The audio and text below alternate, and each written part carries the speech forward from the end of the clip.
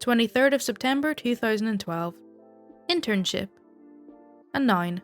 A recent medical graduate who is required to work insane hours, never sleeps and knows nothing about medicine, yet is expected to answer 1,000 daily questions from nurses about how much lorazepam the crazy 82-year-old woman in room 467 can have. I walked into the hospital on my first day of being a doctor, not really knowing what to expect. It was 6 AM, and the senior residents walked in a few minutes later. The new second-year residents looked the happiest to see us because they weren't the slaves anymore. It's like they were handing over the keys to the crappiest car to the people who didn't even know how to drive. But they didn't care, as long as they were out of the car. The first day was hell. I had to make rounds on 25 patients I knew nothing about, and I was immediately bombarded with questions from the nurses. Questions I couldn't possibly know the answer to. Can we take out 24's folly? Can 15 have clear liquid diet? The guy in 20 has a fever, what should we do? 11 is confused again. Should we give Haldol or get a head CT? Can I send 2 home today? Medical school doesn't prepare you for this stuff at all. If the nurses had asked me how morphine works or to draw a diagram of the coagulation cascade, that I could do. But the actually relevant clinical stuff? I was entirely unprepared. I quickly figured out who the good nurses were. My standard answer was to ask them what they would usually do. If the answer was, "What do you want to do?" I immediately labelled them bad. Fortunately, it only took a few days to figure out most of this stuff.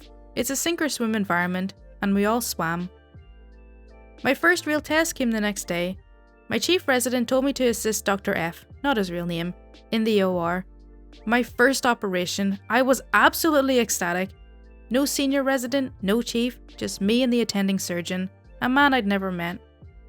I walked into the OR to see Dr. F straining by himself at the case. A pancreatic debridement for necrosing pancreatitis. If it sounds awful, that's because it is. It's also a very difficult chief resident level case. "Who the hell are you?" he yelled. I introduced myself. "And why the hell are you here? Where's the chief?" I told him the chief had asked me to help him. "What? Wait, so let me get this straight. 2 days ago you were a medical student, right?" "Yes," I said quietly. "So the chief sent a medical student to help me debride a pancreas?" All I could do was stare at him and hope he didn't throw a scalpel at me. "Oh, for God's sake, come on, scrub in, medical student." I scrubbed my hands, put on my gown and gloves, and slowly took my place opposite him. He took a look directly in my eyes, paused for a second, and asked the tech to hand me an instrument, the same one he was holding. Wait, hand me an instrument? "Yeah, but make a plastic one like the medical students use." Oh, ouch.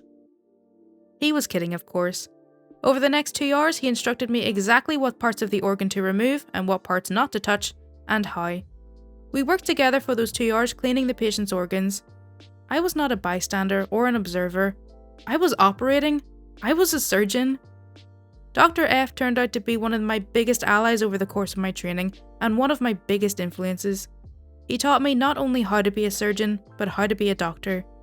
Thanks, Dr. F. Thanks very much.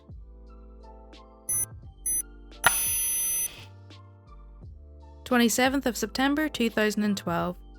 When is a trauma? When is a trauma not a trauma? When it's not a trauma. Sounds logical enough, right? Stay with me here.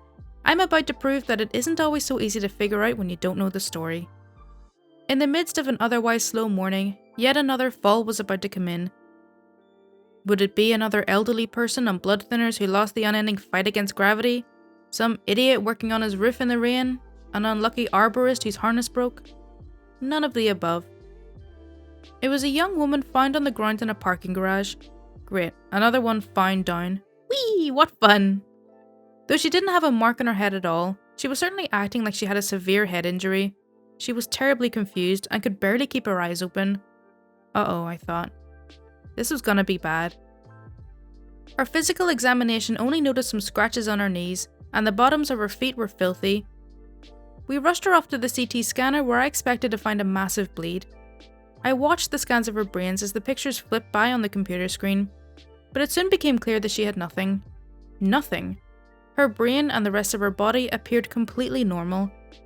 As I sat there scratching my head, maybe she just had a severe concussion, diffuse axonal injury, her sister arrived and told us the patient's name. Wait a second, I know that name. That's the same name as one of the ER docs at my other hospital. I looked closely at the patient. She was still fast asleep. But yes, indeed, same person. And that's when I learned what had really happened. She had just come off working the night shift in the emergency department. She got home and took 2 sleeping pills, which happened to have a very well-described side effect of sleepwalking.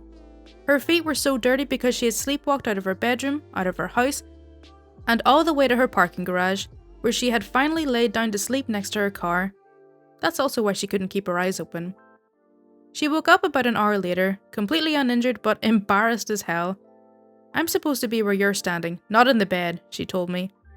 I saw her several days later in the ER when she called me about a patient. "Any more interesting walks?" I asked her. She smiled at me sheepishly. "Nope," she said with a blush. I flushed the rest of the pills down the toilet.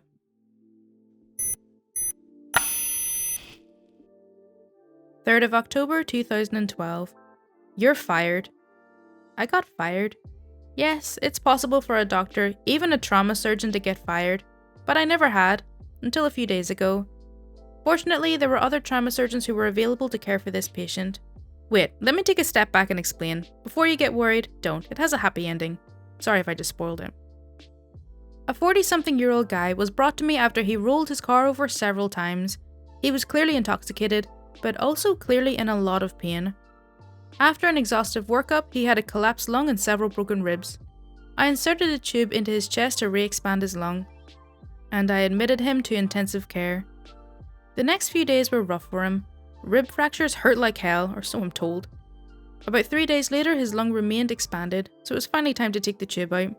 He was sitting in his chair in the ICU when I came by to see him, so to avoid bothering the nurse, I helped him back to the bed and removed the tube without any difficulty.